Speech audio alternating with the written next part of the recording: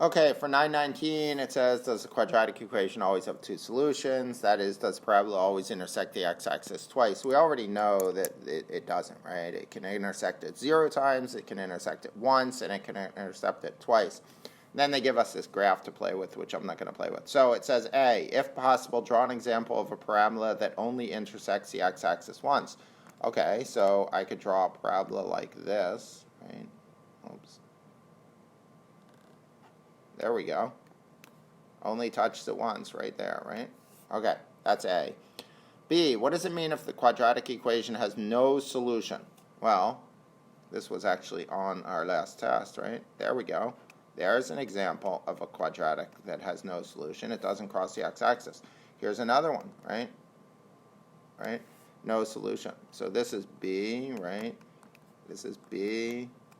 This one is A. And then it says, draw a possible parabola that would cause this to happen, and I just drew two of them, right? So basically, if the vertex is above the x-axis and it opens up, or if the vertex is below the x-axis and it opens down, it would have no solution.